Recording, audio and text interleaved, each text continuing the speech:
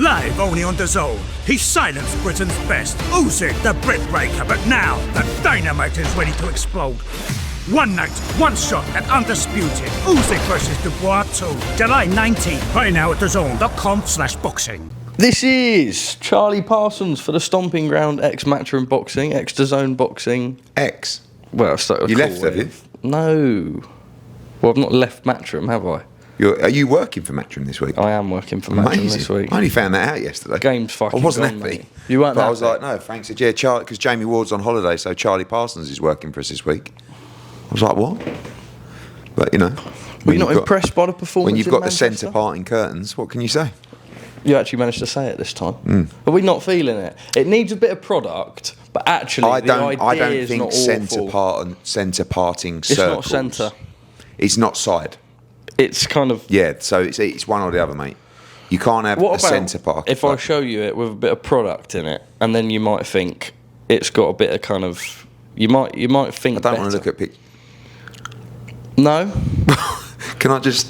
Give me that picture. I was just to show my mum the just new to show trim. what he's just showed me. Yeah, but I was just showing my mum the trim. Yeah. What's wrong with that? Yeah. You're not feeling it? Maybe Dallas likes centre partings. Dallas does like centre partings. There's hope. And where I was last week, like centre partings. Good. Where was that? In Cirencester. Right. Yeah. Cirencester, massive on the centre park. Huge. Good fun on a Saturday night, Edward. In Cirencester? Yeah. I actually, again, I feel like the population of boxing fans in Cirencester is growing. Because 2 times in the last week have I had just random punters come up to me in the boozer. Not only just saying like, oh yeah, like when's AJ fighting Fury and the usual stuff, but actually like taking a big interest, talking about the fights, talking about the broadcast in Manchester, which was very nice. But saying, when is Edward coming to Cirencester? Listen, I'm more than happy to. In the summer months, which is on us now, a lovely trip to Cirencester is definitely top of the agenda in my busy schedule. Okay, well, one day we will get you to the Cotswolds.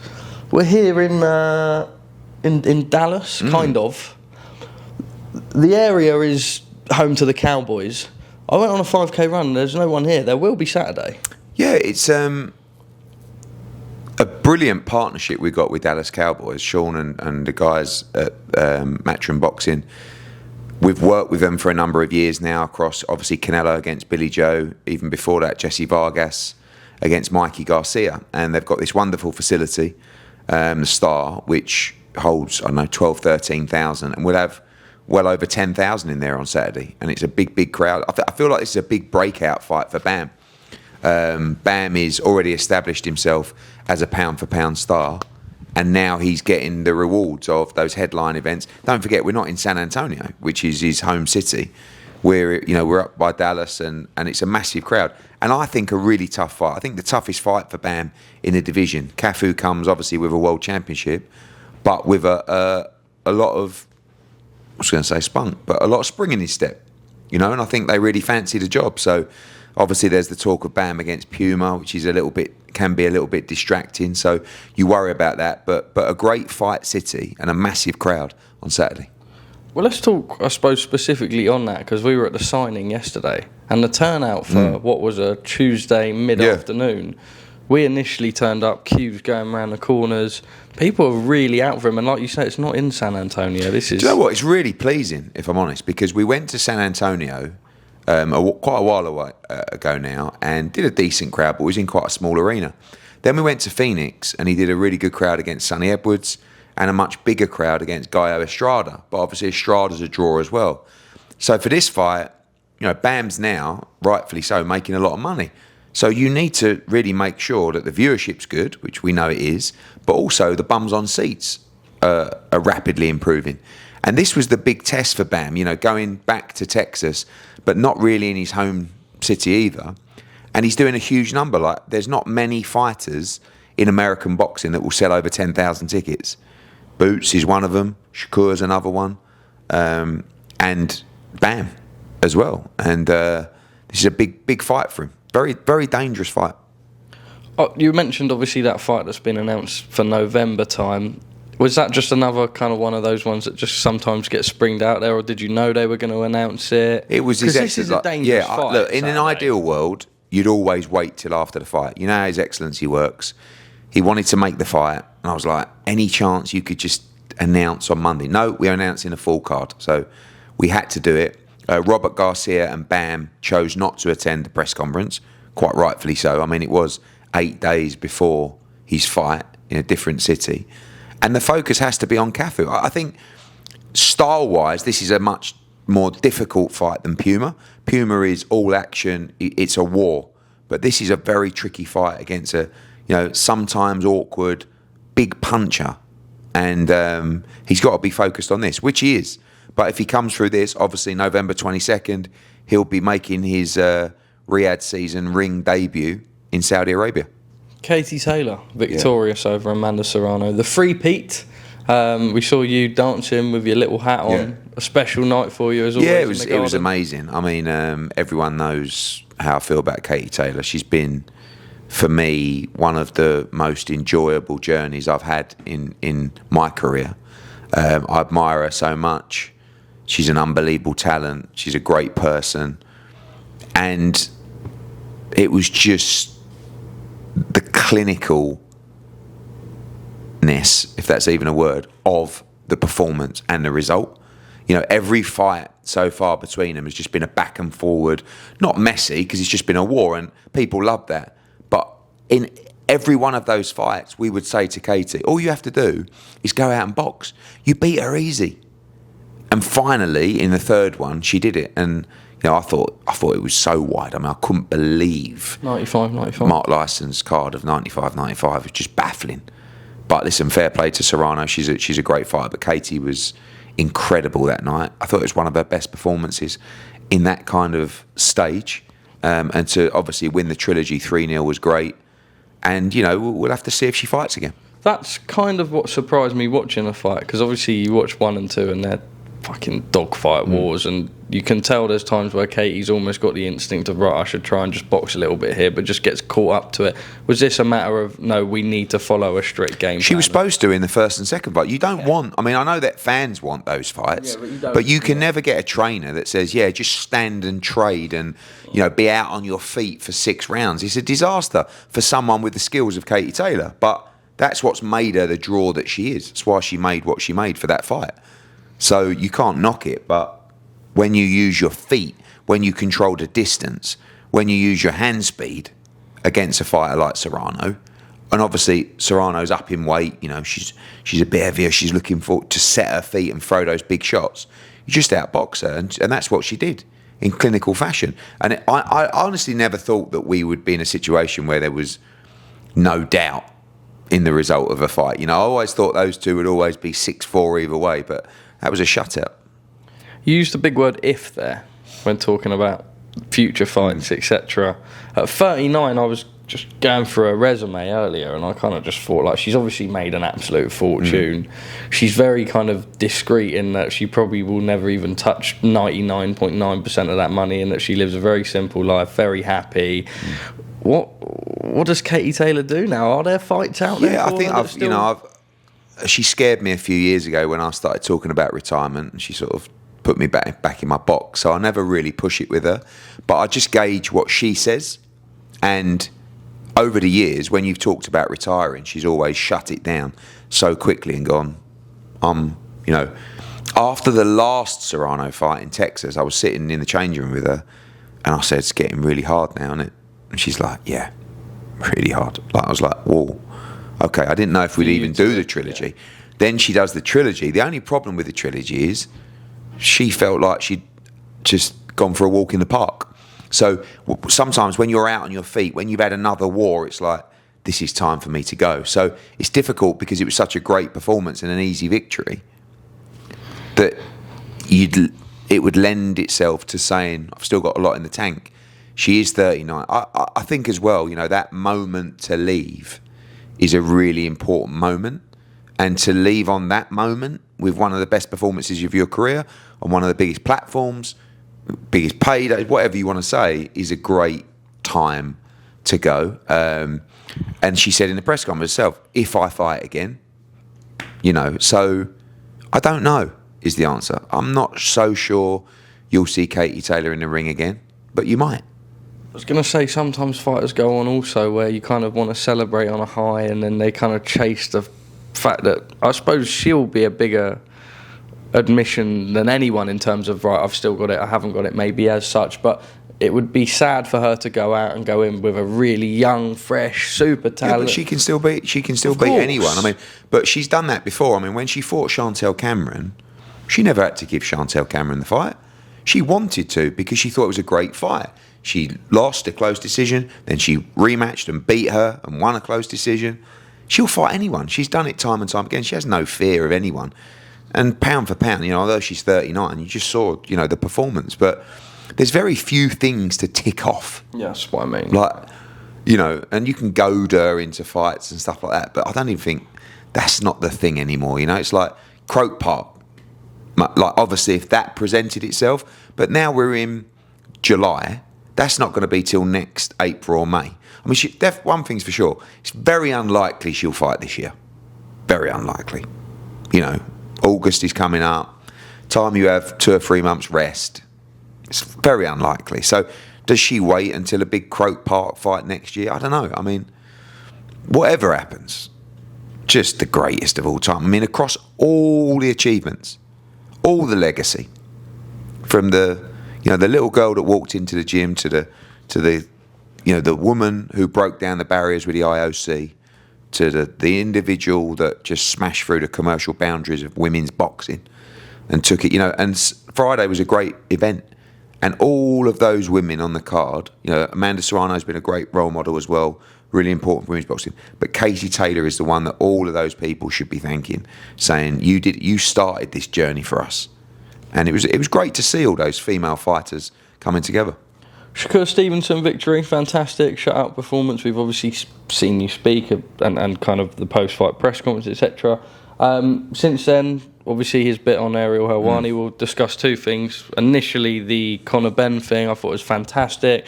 I spoke to Conor after. He was like, "What did you think?" And I went, "Mate, it was just sick because both of you clearly had the respect for each other, but also just thought, if you want to fucking have it, we can have it." It's a great fight if Eubank doesn't materialise. Yeah, I think firstly on Shakur's performance, I thought he was incredible. I mean, Zepeda is a great fighter. Like, there isn't many lightweights in the world that Zepeda wouldn't beat. And again, it was a shutout performance. I mean, very difficult to give Zepeda many rounds in the fight.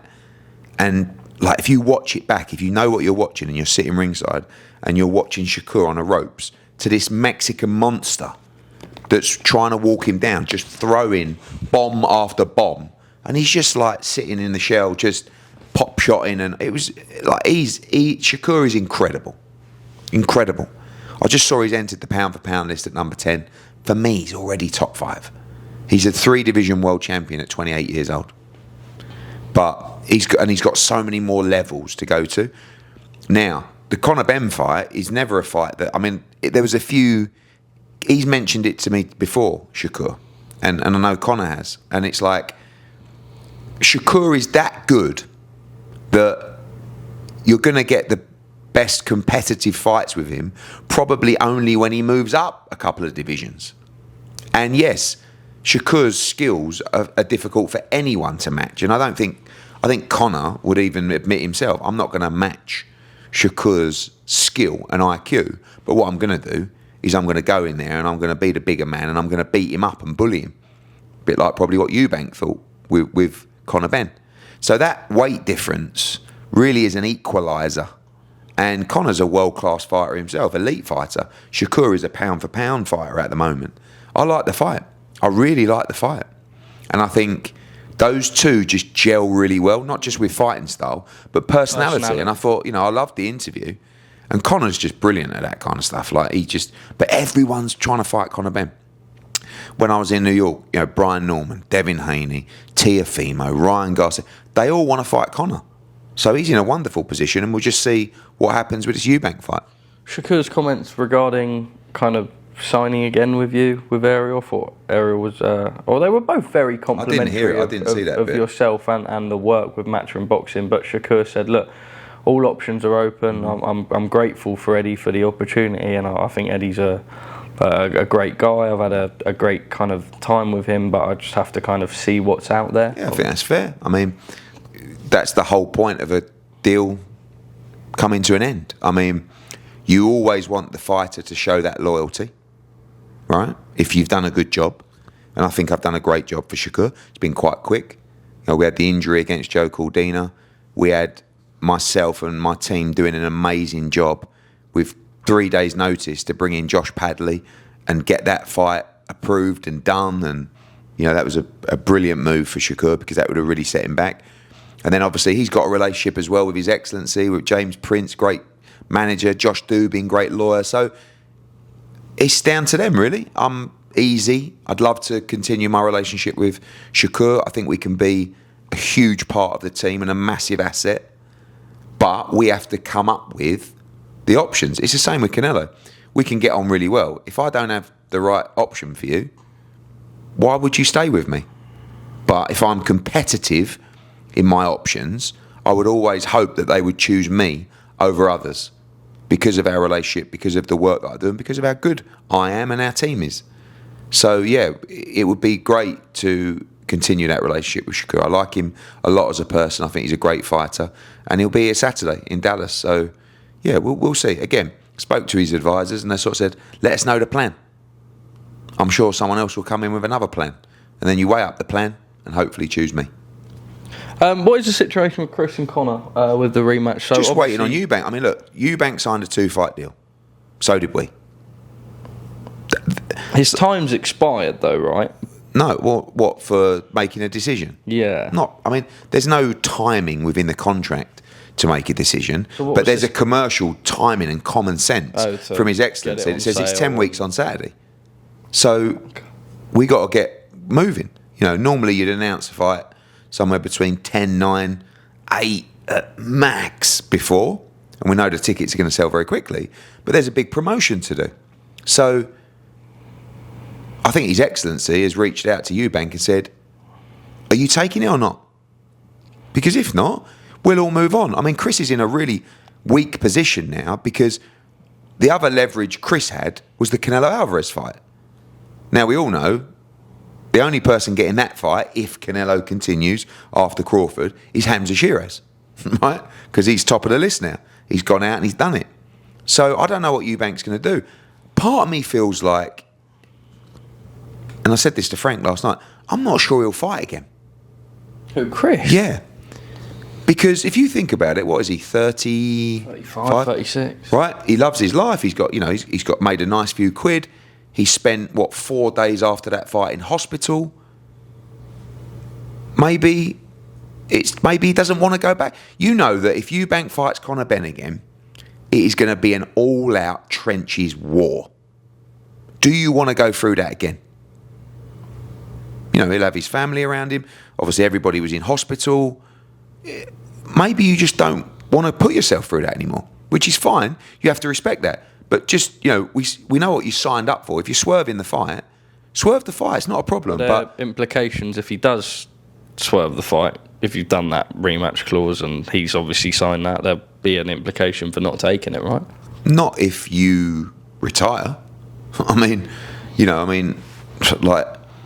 He could come up with something. He could get a doctor's note and say he's got an injury. He hasn't got an injury. He's just probably in Vegas playing a bit of poker and goes, I don't really want to go back into camp yet. Which means you don't want it anymore. You're not hungry anymore. Which, that's fine. Conor's hungry. He's desperate to make the rematch. He wants to get his hands on him. And if you don't fight him, he'll fight Shakur. Or he'll fight Barrios. Or he'll fight, I don't know, whoever. But forget Conor needing to know, which he does, because he needs to start his camp. His Excellency needs to know. So out of that respect, you really need to let him know if you want to fight again. I know, obviously, for a stadium, you kind of want to do sooner rather than later. There's no way you kind of think about pushing it back a couple of weeks. We looked at all the dates, and there was nothing in October. And obviously, once you start going into November, you're outdoors. So there was nothing in October. And by the way, His Excellency announced the fight on the night of September 27. Appreciate it's a week earlier, but there's no surprises here. That's true. Boxer emailed the Saudis and said 20th or 27th should be fine. Great. They moved on. They announced the fight. And now, I guess, I don't know if there's radio silence, but, publicly, they're saying they want to they want to know. And again, out of respect, forget Chris don't respect us or Connor, but you should respect the guy that's filled your pockets with and set you up for life beautifully, and just be honest with him. If that's you done, like, move on. Oleksandr Usyk versus Daniel Dubois Saturday night. Daniel screaming in Alexander's face. Don Charles said to me that Usyk's got no chance of getting in Daniel's head. I kind of feel like neither of them are going to get in each other's heads. I think Daniel, obviously, Daniel showed great steel in that AJ fight, like on fight night. I actually thought he might crumble a little bit on the night, but he didn't. He's mentally, I guess, in a good place, physically in a good place. Usyk, you're never going to rattle Usyk. I mean, probably the greatest person of our generation in terms of rattlers is Tyson Fury. And Tyson Fury couldn't rattle him at all. Other way around, if anything. And Tyson Fury is the king of rattlers, isn't he? I mean, he's great. He's brilliant in that, at that game. And when you've got Dubois screaming in Usyk's face, Usyk just looks so cold. No, cold. And, it lends me to really favour him in this fight. I think without all that yesterday, I'm always picking Usyk. But I really feel like Dubois is a threat. He's a huge puncher. He's got great confidence. But then when you see Usyk yesterday in those kind of situations, he's just so cold. And he's not just so cold, he's just so good. And I think he'll stop him. I think he'll stop him late. Like last time, but maybe a little bit later. But I think Daniel is a threat in the fight, and I think he's got a shot. I was going to say that. I was discussing with someone yesterday. Is this one of the best chances an opponent has had against Oleksandr Usyk? Well, we say that, don't we? I mean, we said the same thing when AJ boxed him. In London, Usyk's getting on, smaller guy, and then Fury in the second fight. That would have taken a lot out of Usyk in that fight, the first fight, which I presumed it would have. Second fight, he was brilliant. Yes, at some point, sooner or later, Father Time gets you. I don't think it'll be Saturday, personally. But it might not even be Father Time. If you get hit by Daniel Dubois, it's a problem. Don't matter how good you are. But for me, what Usyk will do is he will come out, he will take middle of the ring, he will use that small circle, he'll pop him up, pop him down, spin off, hit him round the side. And it's just so draining. And Daniel's got to stay with it, getting outboxed. Because what happened in the first fight is Daniel got outboxed, hurt a little bit, and he kind of broke his heart and will, but at a time where Daniel's confidence was quite low. I think Daniel will have more resilience now to go through those moments, but he's still going to get peppered. Once you start taking Daniel's confidence away from him, the fight changes. If you allow him to get confidence, then he's a real handful. But he's going to get outboxed by Usyk, there is no doubt. All right, Eddie, I believe you've got to go, so I'm just go two very quick ones. When I asked Oleksandr Usyk about the Tyson Fury announcing the rematch for 2026, he was in stitches. He was like, no, obviously not. I think, us in the boxing world kind of half assume that, but hearing it from the horse's mouth, what do you make of it? Yeah, I don't rule out anything, to be honest. I mean, Fury Usyk 3, AJ Usyk 3. Well, it's not done for May 2020. No, but that's just, but look, obviously, we're all spending a lot of time with His Excellency. His Excellency has made it clear he wants to make AJ Fury. For me, they will have a fight before. There's nothing agreed. It's only desire. But when there's desire from His Excellency, hopefully, he's the man to make it happen, and we can do it in 2026. And I just wanted to ask you about this. Nakis said in an interview of Ariel, talking about Ellie Scottney and Sky Nicholson, is 124.2 pounds a weight class. It's comical. When they were both signed to Matchroom, Ellie Scottney wanted to fight Sky Nicholson. Eddie Hearn would not have the conversation. They wouldn't give it the time of day. If you're a fighter who wants to compete at 122 pounds and demonstrate you can make it, don't hold your head up high and saying I knocked out a fighter when you totally disregarded the weight. It's embarrassing. Number 2, show that you can actually sell some tickets, headline a card, show some viewership and do something. Social media is awesome, but Ellie Scottney's the champ. She calls the shots. If you want to fight Ellie Scottney, let's do it in a 16 by 16 ring. Call me Eddie if that's interesting to you. Yeah, there's a lot to take in there. I don't think Sky Nicholson weighed 124.2 pounds. I think she was under 124 124 was the weight that the fight was set at. It was just an 8-rounder to move down to 122. So her plan is to fight, I think, in Australia next at 122. When Ellie was with Matchroom, we were up for that fight. We sat in my office. Ellie was super bantam, Sky was featherweight world champion, and we talked about that fight. I think Sky even said publicly we loved that fight. I don't think Ellie's necessarily like an all-out target, but obviously she holds most of the belt. So I think it's a great fight. But Ellie's coming off a great performance. Thought she did fantastically well. She'll try and be undisputed, and then your job at 122 pounds is to try and fight a champion. And if Ellie has all the belts, we'd love to make that fight. Yeah, so she is champion. I guess she will decide who she fights. Not sure why we need a 16 by 16 ring. We can just do it in the ring that they always fight in. But it's a great fight. It's always been a great fight. So, you know, I think Ellie's doing great. Sky will continue to make a charge at 122. And I think that's a big fight. Edward, thank you very much for your time. Live only on DAZN, he silenced Britain's best, Usyk, the Brit Breaker, but now the dynamite is ready to explode. One night, one shot at undisputed, Usyk versus Dubois 2, July 19th. Buy now at DAZN.com/boxing.